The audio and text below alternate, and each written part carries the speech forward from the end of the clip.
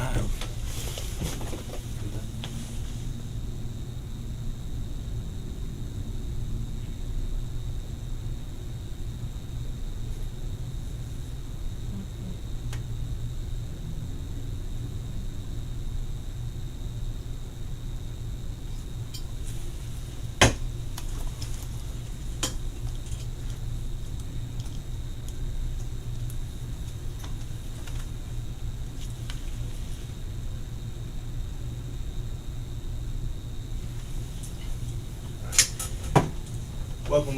Welcome to our first ever podcast, Ghetto Parables, with myself, Marvin, Manassa, and Chris Clark. alright. So my brother and I have been talking about doing a podcast for the last 6 months. We have conversations with our friends, and the main thing that we really want to do is we teach our friends how to move in society where we as men of color are viewed as somewhat, I would say, second-class citizens. And it's getting to the point now where our lives is counted as fodder, and we are being put in a position by God in order to change that, in order to raise up men to be the kings and to raise up women to be the queens that they were meant to be. Our discussion tonight is going to be wearing honor and respect like a gold chain. Anything you want to say?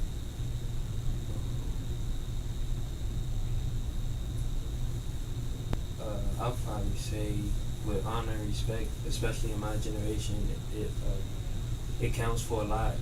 Because a lot of people my age don't honor and respect not only their race as black people, but also the older generations that came before us, and the OGs. Yeah, I got you. The main thing that we really want to reiterate and to just drill into our people's heads is that respect is something that's not just given and earned, it's a birthright. Like, you come in the world and people respect you. Sometimes they do, sometimes they don't. And you gotta,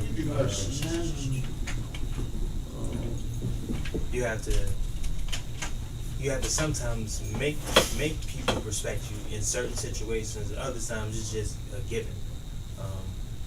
Respect is currency because it's three different types of respect, in my opinion. Number one, you got self-respect, you got societal respect, and then you have national respect, or national respect, or racial respect. That's what I want to say. I would say, let's start with self-respect. What is self-respect to you? Self-respect to me is, I would say, respecting myself as a person. That's self-respect. Also, respecting other people as you would want to be respected. And, like,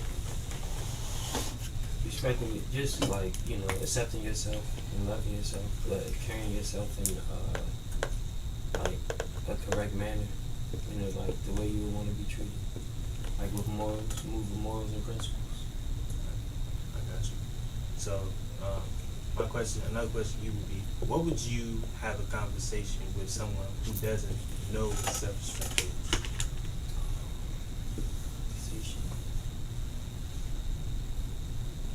Basically, I think the best way to explain to somebody that doesn't know what it is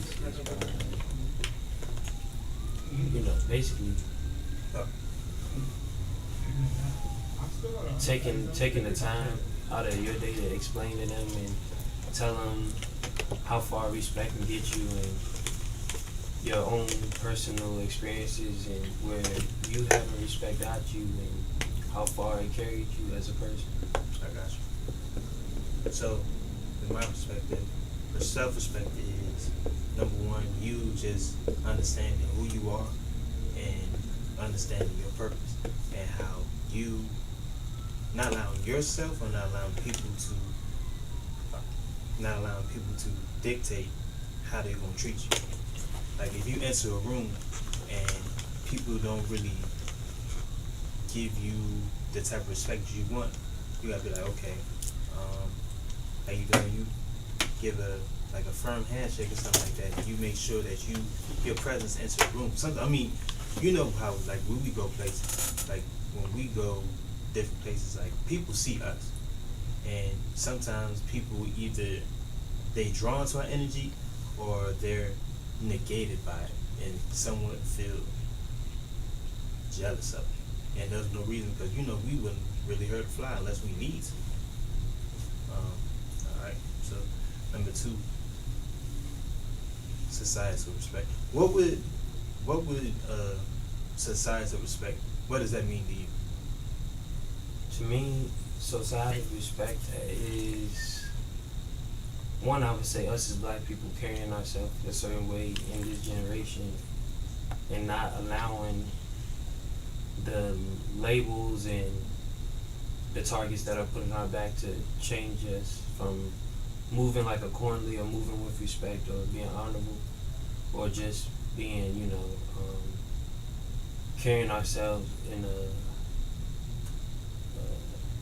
like a mannerable type of way with like nice grammar and looking good and just carrying ourselves correctly. Yeah, I got you. I forgot that this is a people to people, power to power production. Our OG, Mr. Rodney Grimes, put us on this pedestal in order for us to reach out to our generations and generations above us. For them, you gotta call it. Hello. How you doing? Good, how are you? This is Tracy. Hey, how you doing, Mom? Welcome to Ghetto Club. Oh, can you turn down the phone a little bit, please? I just did. Alright, bet. Okay. So my question is, how y'all doing tonight? Doing good. How you doing? Good. If your self-esteem is low and you grew up in an area where you never knew who God was and you never knew how to love somebody else, how do you help a person, a young person, learn to love themselves and to respect people that has never respected them? That starts off with you getting a relationship with God first, and then you growing, and then because of your situations and experiences, you help them grow. But it's going to be a process, because not everything happens overnight, and sometimes when you have no self-respect, it turns into anger, and anger turns into you wanting to fight or wanting to get violent for no reason, because you don't respect yourself. If you respect yourself, you're not going to want to treat nobody differently. You get what I'm saying, Mom? Yes, but suppose one of those people, those angry young men, they want to have friends, but they don't know how to have friends. How do you stop yourself from being angry with them when they're angry with you? How do you control your anger so that y'all won't collide, so you won't act just like him? You want to chime in? Yes, I'll say with that, basically, because I've been in that situation a lot of times, and I was a person that my self-esteem was low, and a lot of stuff in life made me angry, and times I didn't want to be here, I hated the world. But basically, I would say start with praying, and then you have to talk to yourself, affirmations or distancing, whatever will make you, it can hurt, but it builds strength. So are you all willing to offer counseling or like group chats or things that will help young people realize that they're angry and understand the reason why they're angry. Is there going to be something that where you can call in, they can call in, or they can say if something is on their mind and they need to talk about it, but they don't have anyone to talk to? Will you offer an outlet like that? Yes, we do it. Well, I do it. Well, we both do it every day. We talk to our friends and everything. They talk to us about their issues and about certain things that they've been through. And a lot of my friends have experienced trauma. These friends, Chris's friends too. They've experienced trauma, just like we experienced trauma. But sometimes their trauma has been worse, to the point where they got angry with their parents because their parents don't respect themselves, so they take that out on their kids. And we try to be the safety net in order for them to really just understand that they don't have to be a product of their environment. They can change, even though it's a fight, because generational curses are real, and generational curses sometimes they get the better of us. But when we got God on our side and we really pray and just seek Him and help Him understand that who we were created to be, they don't have no say so. And then you want to chime in? Yes, to piggyback off that, also, I would like to start, like, if either going live on social media or any type of mental health segment, because I've dealt with it, and it's not easy, but you just have to, in a way, you gotta pray, but you also sometimes you just gotta let the pain flow, because sometimes that pain makes you a greater person and it turns you into a soldier, because you can't become a leader or try to lead somebody if you haven't been through anything or the same thing that they're doing, that they have going on in their life. Exactly. Sometimes the pain is the best part of the story. Yeah. I think this is great because a lot of people don't realize, they don't understand, like we understand, that the situations or the circumstances or the challenges that you go through is only to better you. Yeah. And God is allowing it to happen because He knows you're strong enough to get through it. But if you don't have people to talk to encourage you, to let you know, everybody falls short. But at some point, once you decide that you want to live for God and you want to change your life, there are going to be consequences. Yeah. But those consequences make you a better person. And I can say that for both of y'all, because I've witnessed how God has affected your life through the difficulties that you've had, but you persevered. Yeah. But the thing is though, what people gotta understand too, that even though you face the consequences, it's up to you whether or not you sit in self-pity and wallow. And a lot of people now, you see a lot of what's the word I'm looking for? Victim mentality, where it's like they stuck in a pit of like self-hate and blaming other people. And when you talk to them about, okay, even though what you went through was terrible, you can get up. They kind of have like this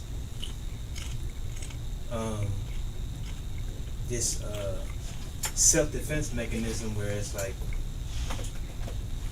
they have the right to stay there and not want to be different, but they want something different, but they don't want to put the work in for it.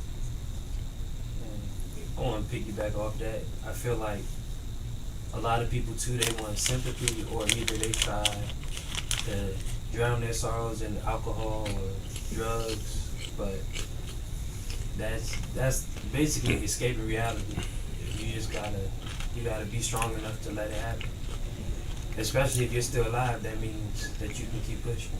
Exactly. I mean, that goes back to the title of our segment, where respect and honor like a gold chain, because gold, you gotta, in order to have jewelry, jewels have to be pressed, and they got to take all the impurities out in order for it to shine the way it's supposed to shine. Because if not, you're gonna have something that's not really something that you can really wear. You get what I'm saying? Right. Okay. I think this is great. I think that a lot of young people need to know your story. They need to know where you come from and know how you developed the relationship that you have with God and how difficult it was. But it's an everyday process. Yeah.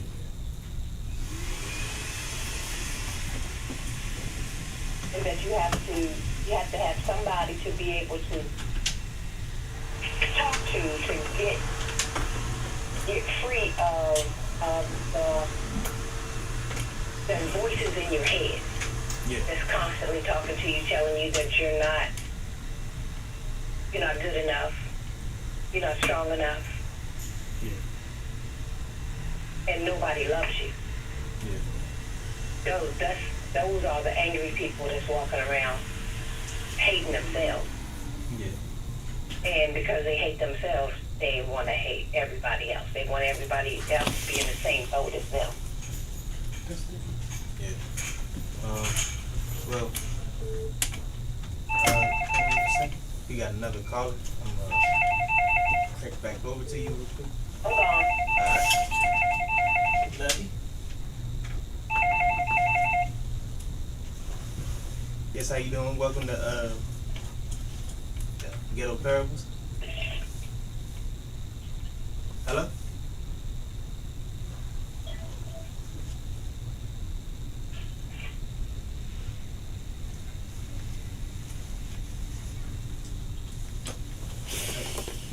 So, just having a conversation and everything. It's a process to just be able to wear respect and honor like a gold chain. It's not gonna happen overnight. The main thing that we really gotta focus on, and you and I both, because your growth has been amazing, because we both have been angry and everything, but it's just, you gotta look at yourself and then you gotta deal with the monster in the mirror, and you really just gotta either accept that for what it is, or you fight back and you see who you're supposed to be. You know what I'm saying? What was the last one? The last one is national respect. National respect is, how do you think other people see us?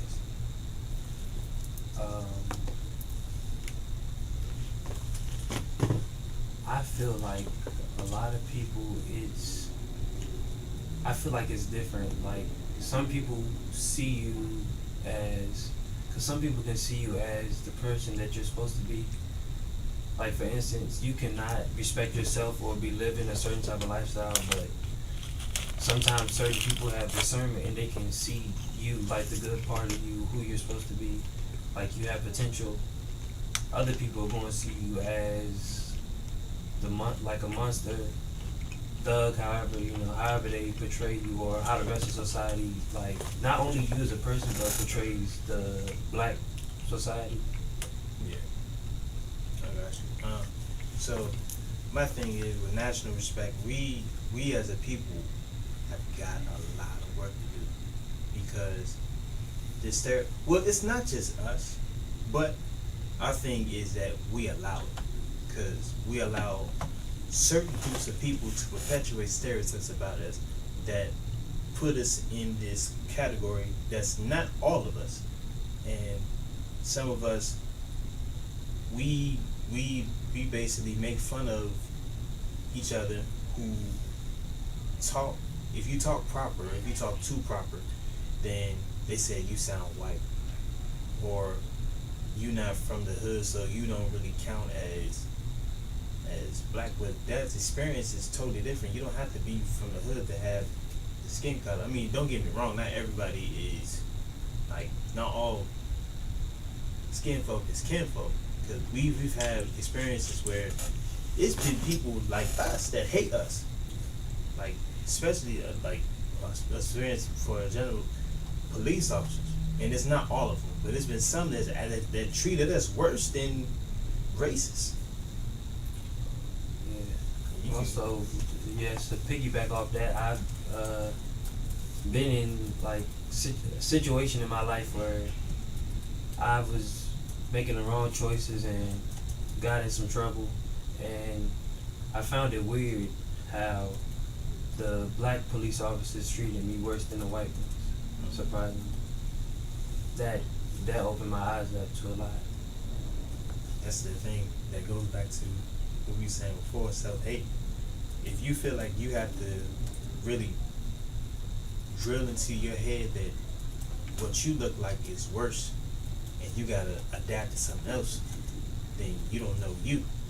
And if you don't know you, you're not gonna want to really get to know your other people, because you see them as what others see 'em. And you know, we as a people, we beat ourselves down, and it's getting better. I won't say it all the time. We beat ourselves down because we try to perpetuate our stereotypes in order to fit in, when that's not the case. If you don't accept us for who we are, then you count as an enemy, because you don't want us to grow. And if you stop my growth, that means you're a rival to my growth. And if you deal with an enemy, sometimes you got to take your enemy out, because that causes you not to grow.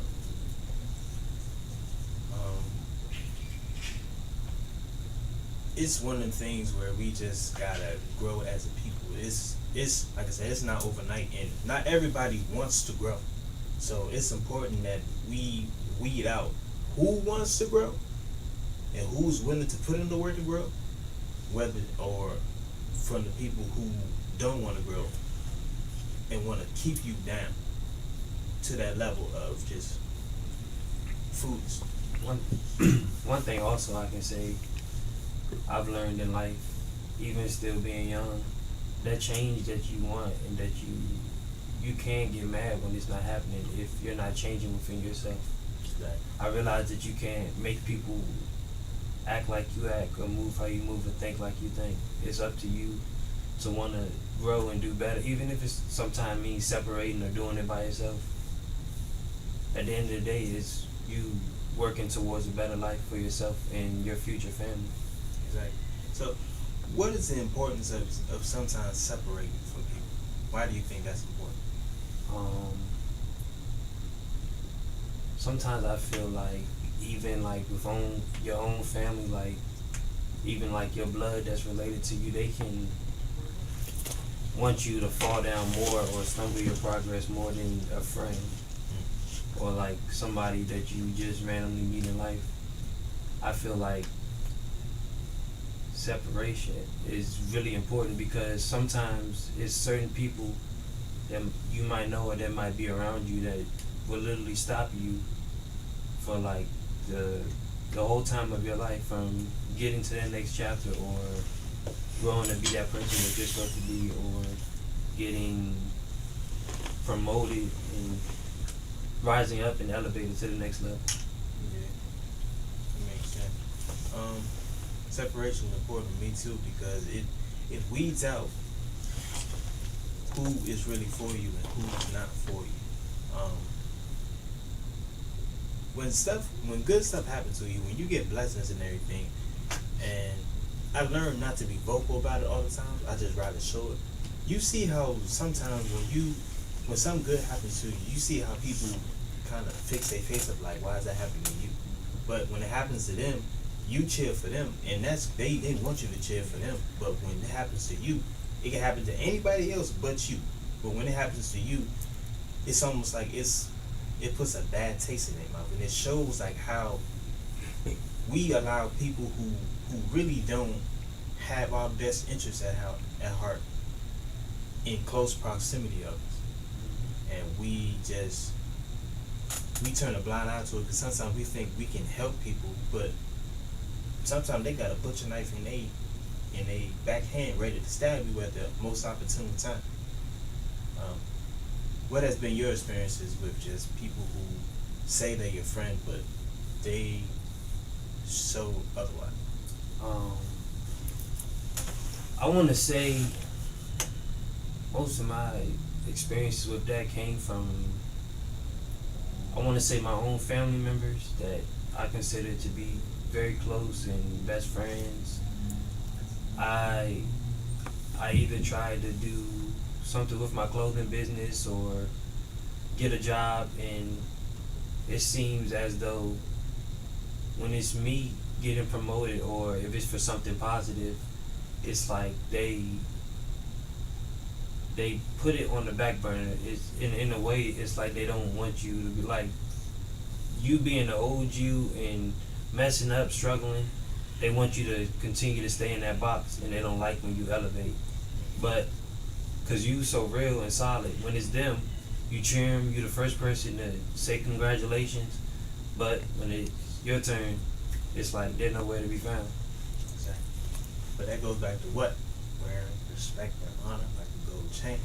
Because when you know as a person, when you leveling up and you know God is taking to a different level, what promotion does is that promotion shows you who's really for you and who's not for you. It really opens up your eyes. It takes that lens off of like, oh, I can take everybody with you. Like Apostle Tony was speaking on Sunday. Abraham, when he was getting blessed, and when God told him to leave his family, he brought Lot with him. And what Lot did was that even though Lot got blessed, he couldn't really grow with Abraham. They had so much stuff together, and it got to the point their herders, they started like the herders or the farmers they had started beefing each other because they couldn't see the difference between all the stuff they had. And so Abraham was like, you know what, bro, I'm gonna go this way and you go that way, because we expanded too much, which is a different thing. We expanded too much where we got to go our own separate path. And sometimes it's just we don't want nothing, or people don't want nothing, and when they see you growing, because the fact that they feel some type of way that they not growing, they want to sabotage your growth. You feel me? It's promotion is an outlet. It hurts because you know you love people and you always want to take everybody with you, but you can't take everybody with you. Like, you know how we are. Our circle is small, and it's not by choice. It's because the way that God got us moving, we can't take people with them because they don't have the same mindset that we do. And with certain mindsets, if you don't have the same thing in common, you're not gonna grow with that person. You're gonna want to do your own thing, and then they're gonna sabotage you in the long run, or right there in the moment. What experiences have you had that made you really understand that even though I love the people that was around me at the moment, I can't take them with me?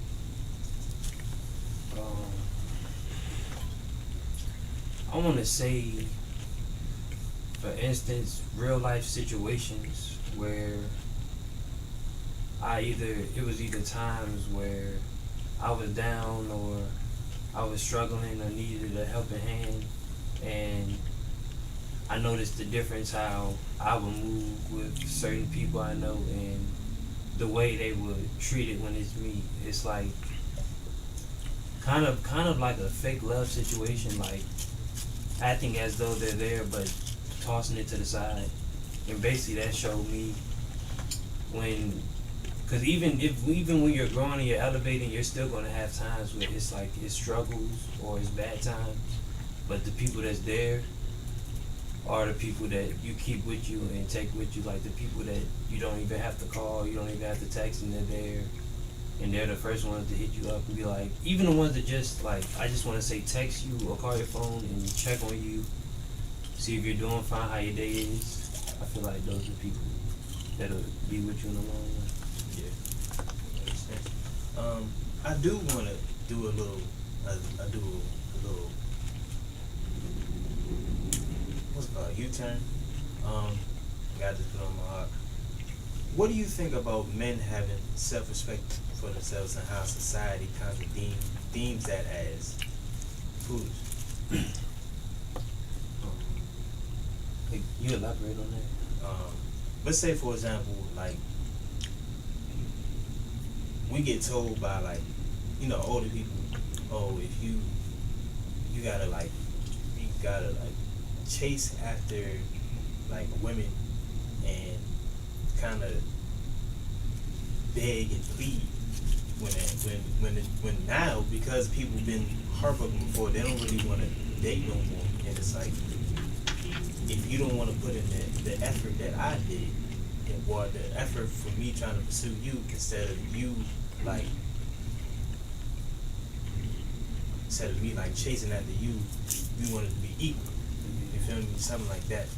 Or just, if I'm down, would you be willing to, like, help me or grow with me, or you just want me at the finish line? Something like that. So, I feel like nowadays, especially in this generation, they've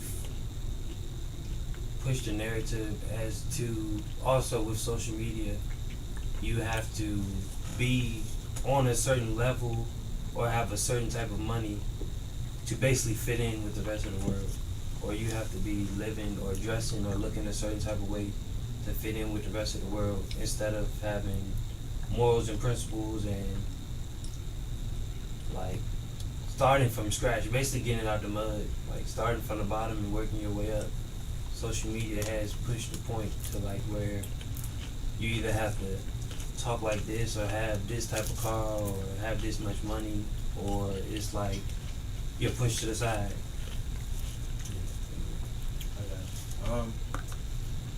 I mean, we see it every single day. Like, young men, like, if you, they try to put this expectation of, like, if you don't have $100,000 at the age of 20, then you're a loser. But it's like, my life is just starting, brother. And then sometimes it's late bloomers. Like, people don't even get $100,000 until, like, some don't even have it even at the age of 40 or 50. And it's different. It's like society and social media, and it just, the media constructs that really poison people's brains into believing, like, oh, if you don't have this amount of money, or if you don't have, like, the latest car, then you're a loser. And that's not the case. It's like, what would happen if the economy crashed tomorrow and everything that you own wasn't worth anything, and all you had to literally survive was your instincts, how to fish, how to hunt, how to move, how to fix a car? A lot of people wouldn't make it. A lot of people really rely on just, if they see how it's done on TV, or they see how it's done on Instagram, or they don't see how it's constructed, and they want everything right then and there. But because you don't know how to do anything, it's almost like you're like the blind leading the blind. You're not really showing people how you actually got it. You're just showing them the end result. You feel me? You see what I'm saying? Also feels like that comes from also not having the drive or the ambition to go through the process of getting to that point. People just want to skip straight to it instead of going through, I want to say the painful process of getting to that point where you want to be at. Even though I feel like it's no easy way in or out. Either way you take it, it's a process. It's something you got to do to get to it. Whether it's a long, like, hard working process, or you do something that might go against your values or your morals or principles to get it or get to it. The thing about that is that we live in a society where it's cool to really backstab your friends. It's cool to, like, you see every day now. It's cool to rob people and to just shoot and kill, and you got kids now that would rather like shoot up a playground, and they like 14 and 15 years old, but because they don't have no self-respect like we do, like I said, it reiterates and literally holding honor and respect like a gold chain, because you understand everything that you went through, but because people don't really have that type of wisdom, they don't really view life as the life of others as something that should be honored. It's more so it's just a, what's the word I'm looking for? It's just something that could be taken easily when life is precious, because you don't know if you gonna live the next day or not, and you gotta really pursue what God has given you right then and there, so that way when the time comes, you don't have no regrets.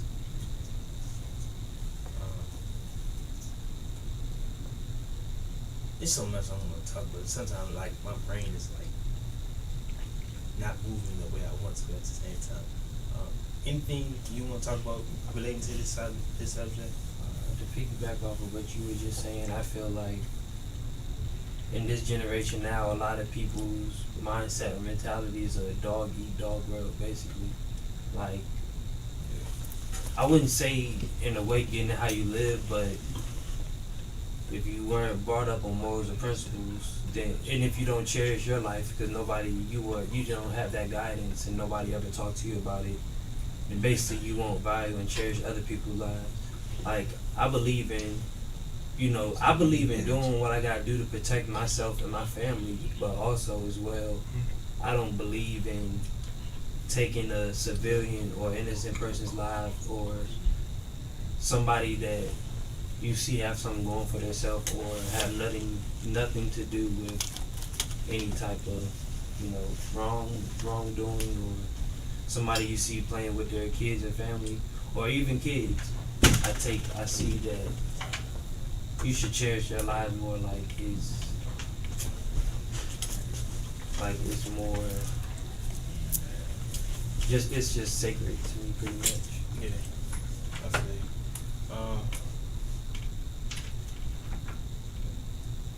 That thing is serious because,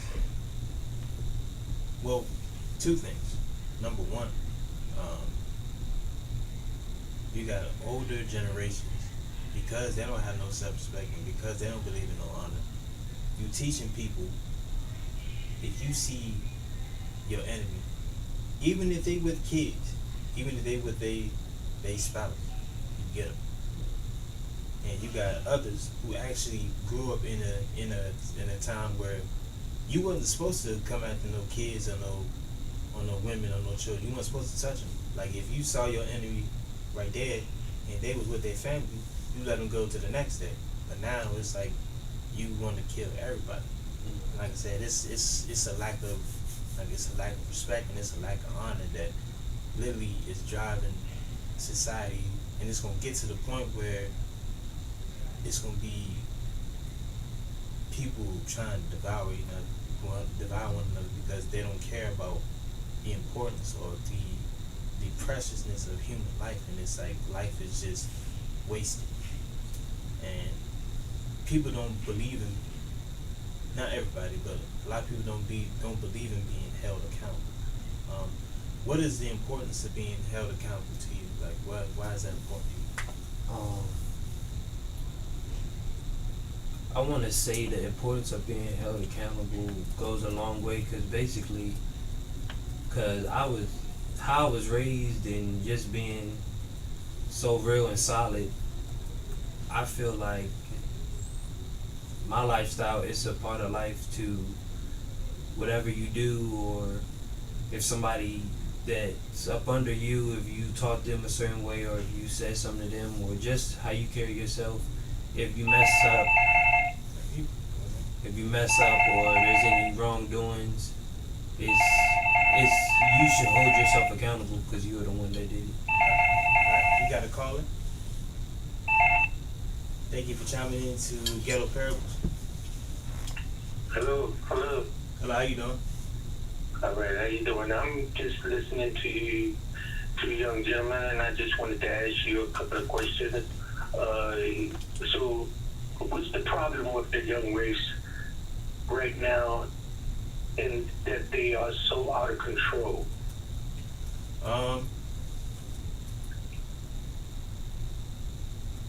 So Why are they so? Why are they're so mean? What is it? You know, you seem like you're two young guys. What is it that is the problem with? It seems like so much madness in the young race today, in the young people, the young generation. Um, so it's different. It's different variables. Sometimes their parents wasn't really taught how to be parents from their parents, and so it's generational curses that goes down the line. If you know for a fact, like if you was in the streets when you was growing up, common sense would tell you, I don't want my kids in the streets. But sometimes people don't think about that. They want to just, okay, I see my son going on the same path, but instead of me trying to negate that, I'm a celebrate. What you think? That's basically what I feel. I also feel like the lack of guidance and leadership. Also, drugs play a big role. Cause I'll be honest, when I've had times when I was younger and I wasn't making the best decisions, but it was, for me, it was lack of like lack of guidance, a leader figure, and probably like living life just a fast lifestyle, like alcohol, drugs. It sometimes messes with your mind and causes you to act in reverse ways out of what you're supposed to be doing. Do the young generation today, do they believe that there's a God? Do they practice trying to live a godly way? So yes, it's a lot of young people that's actually coming to God, but at the same time, it's a lot of people who don't want to know God because of what happened to them in their past. A lot of people have been church hurt, and so because of they've been church hurt, they don't have no respect for the church, especially because the church tells you to come as you are. But if you come like off the street, you get bullied out the church, and that's one thing that the church has to fix, because you pushing away people who's actually hurting, and people who act like they weren't never messed up. But when you came to God in the first place, you wasn't perfect. So for you to even treat somebody like that is hypocrisy, and hypocrisy is disgusting to God, for real, for real. He hates that, just like rebellion, because who are you to even think that somebody else isn't worthy when you wasn't perfect to begin with? You had to have a savior yourself. You get what I'm saying? What you think? So do you feel like that the church is doing their part?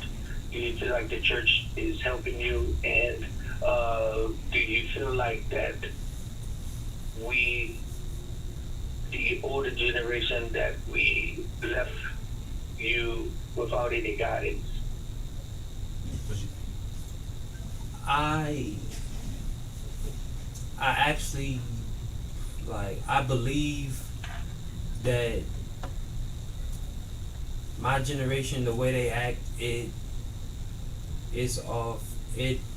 has its guidance left from the older generation, but at the same time, some of the older generation weren't the right leaders for the new generation to come along. So in ways, they just move with messed up ways. Or either, I feel like, because I believe in like generational curses, so like if the older generation or the older family members moved a certain type of way, then when the younger generation comes along, or when you have a child, they're gonna make some of the mistakes and start to go down the same path that you went down. Pretty much. Yeah, and people don't really.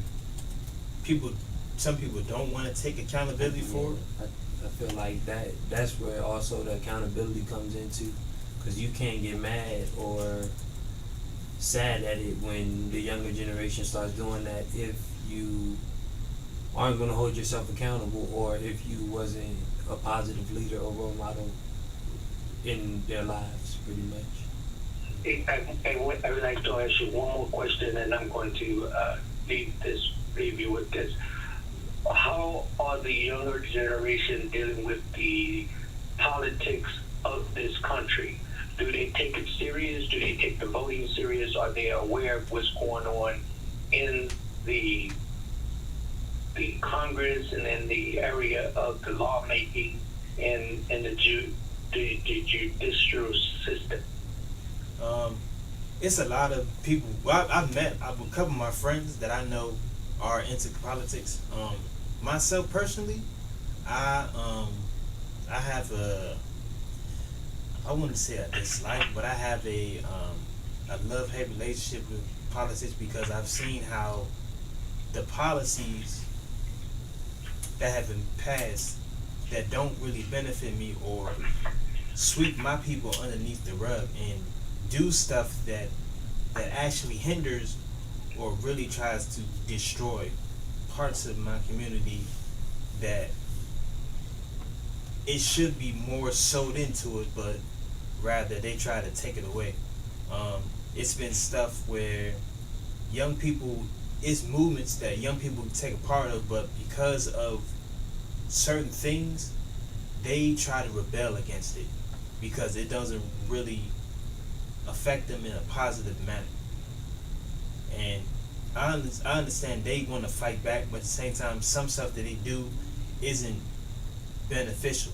But because of that anger and because of that lack of respect, because of that lack of honor, they do stuff where they don't know how to move properly, so they're going to do it in a way that's destructive instead of having a positive outlook on it, if that makes sense. What do you think? I'd like to say thank you for sharing your perspective, and it's important that the young people speak up. So, thank you. No problem. You're welcome, sir. What do you think?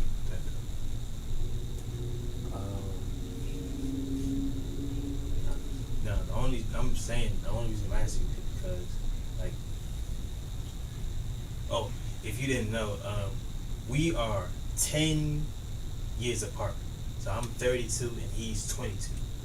So our generation of people are different, and so they have a different mindset. What do you think, from your perspective, from your generation perspective? How do you feel about politics now?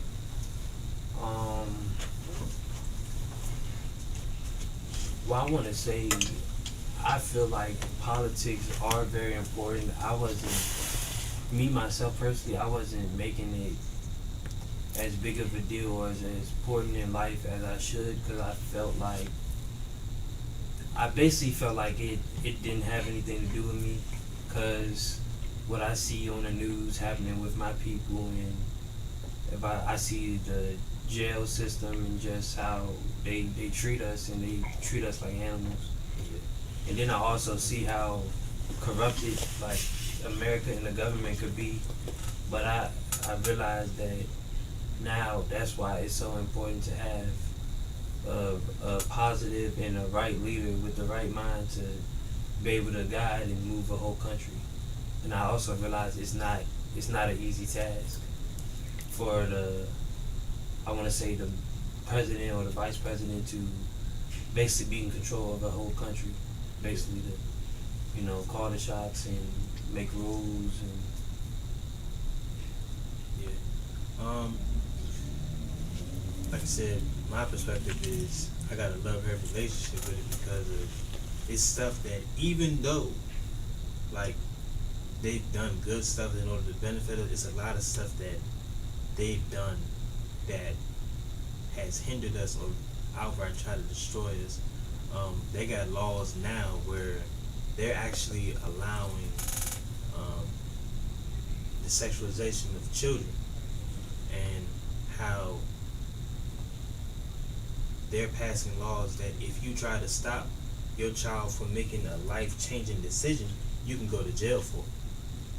and it's parents and stuff that's speaking up against it, but they're trying to silence them because they're trying to fit this narrative of like, oh, if a child has a right to decide, then the parent doesn't have any say so. But that's not the case. You don't live in the household, and if that child is in my household and I'm the legal parent, I'm the legal guardian of the parent, then what you say doesn't matter because I had the final say so. Especially if they're under 18, because their mind hasn't really formed yet, and they don't really know how to properly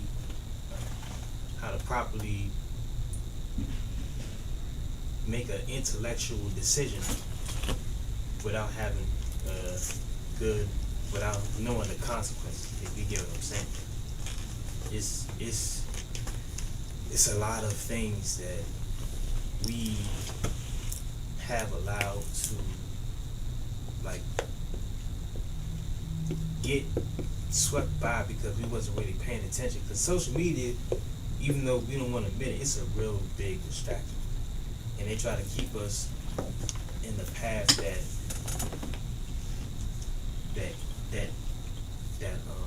what's the word? They keep us in a path that we not really trying to make a difference, and so because we not really paying attention, they get to do stuff that that's like real evil. You get what I'm saying? So we are about to wrap up in a little bit. Anything else you want to add? I would say, just to piggyback off that also, and I feel like in this world, I want to say my generation, but older people also, I feel like it's so big to take mental health days and sometimes to turn your phone off and sit back and just to think about what you want to do in life and who you are as a person, and not to let social media turn you into a person or dictate your life for you, or to just fast for a week or two from social media, or even if it's a day or two. Because I know me, I could only do a day or two because for a moment it distracted me, and I was letting it like kind of become a part of me, and I had to really like sit back and think about the direction my life is headed in and who I am as a person. Yeah. Wrapping up with what you were saying too, social media it can be a weapon against your own growth, because we as people we see stuff every single day, and we ingest it to the point like it changes your whole personality. Like, I've seen people that was one way some time ago, and they totally different because of what they've allowed to really just sink into their mind, into their spirit. If you know you're not really strong enough and you can't really make your own decisions, then it's important for you to not try to fit in. Like, you gotta find you. That's the most important thing, is to find God and find you. When you find God, you gonna find you. And the things that come up that weren't really beneficial to you, they get peeled away, because that wasn't the real you to begin. Like, we put layers up in order to guard somewhat of a false and pretentious element of who we want to be versus who we really are.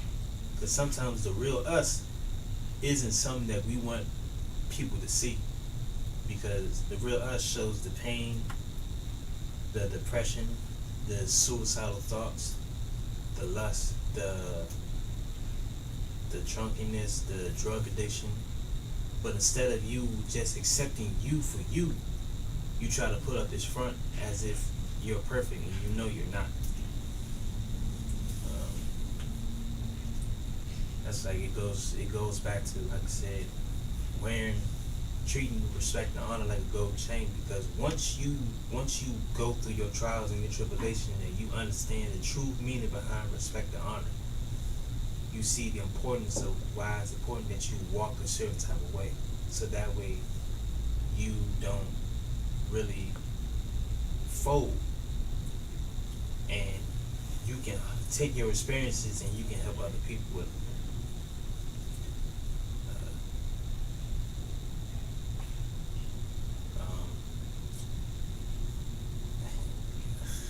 What is talk about? So this concludes our show. As you can tell, we still getting used to everything, but as time goes, we're gonna get better. Thank you for tuning in to Ghetto Parables with myself, Marvin, and Chris Clark. you gotta have a lovely evening.